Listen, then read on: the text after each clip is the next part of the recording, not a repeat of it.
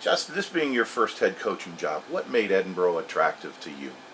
Having grown up in Erie, obviously very, very familiar with Edinboro and the history of success the program has had.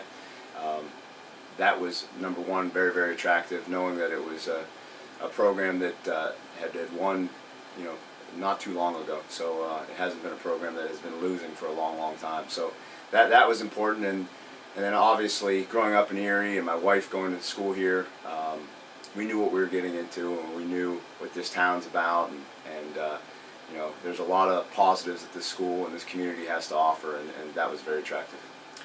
Family's a key component for you. Talk about what family and community means to you in regards to this position. Yeah, family is very important. I think when you're at the Division I level, sometimes family takes the backstage on some things, and the ability to come here and know that I've got family and friends very, very close by, and that was very important. So that was a significant factor in coming here to Edinboro, and community. We want the community to be on board too. We feel like this is our team, this is our school, it's our town, and we want that mentality.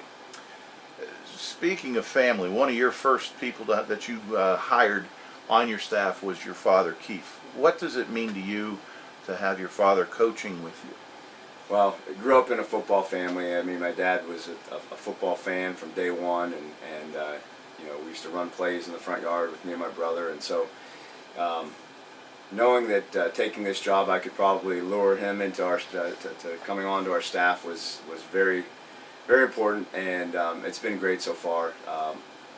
The thing that my dad offers is the ability to, after a staff meeting, to come into my office and shut the door and say, hey, some of the things you said in there you might want to think about twice. So having that guy that you can rely on to give you the honest truth is important.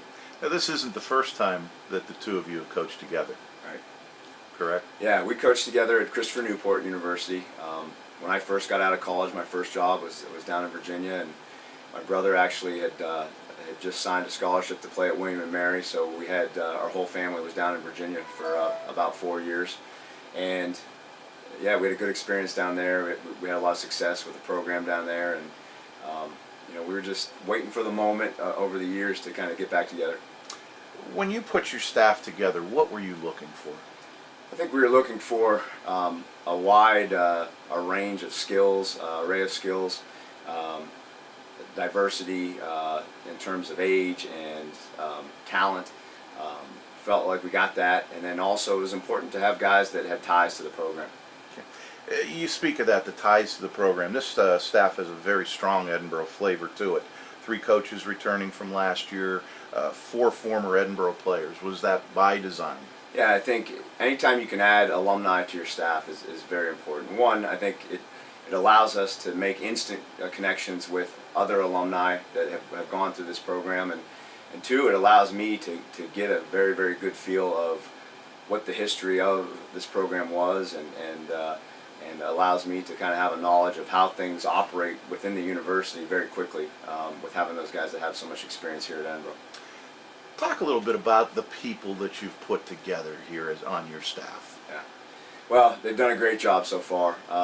We've hired a big staff, and almost half of them are volunteer guys that are really just putting in the time and because they love this place and they want to be around here. So I think one of the most important things to me is not necessarily what a guy knows in terms of X's and O's or technique-wise in terms of our coaches, but that they want to win and that they have a desire to be here and to work really hard. And I feel like if you have that desire to work hard, we'll be able to teach you the X's and O's, and we definitely have guys that want to be here, and we have guys that are good teachers and guys that are good communicators, and I think that's important when working with our players. When you mention that, I mean, when you go up to practice, and I think part of it is that size of staff that you've been able to put together without any more resources available to you, when you go up to practice, there's no downtime. Everybody is doing something. Talk about that.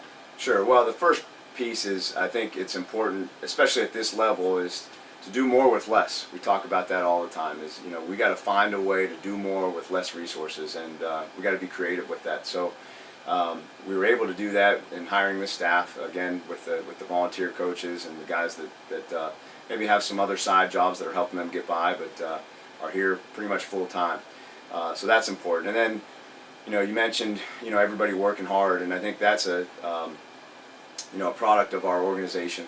And I think that's at least I believe one of my strengths is being able to organize practices and making sure that our coaches and our players know exactly what we're looking for in practice, and they know exactly what their job is, and even down to the words that they're using and the language that we use. All that hard work really paid off in week number 1. You went out to St. Joseph's, you picked up a win in that first game. What were your feelings afterwards? Yeah, I think the initial feeling was a little bit of relief. We knew going into week 1 that this was a game that we potentially could win on our schedule, and I think just the relief after getting that W was huge, and it was one of the most emotional wins I've ever been a part of.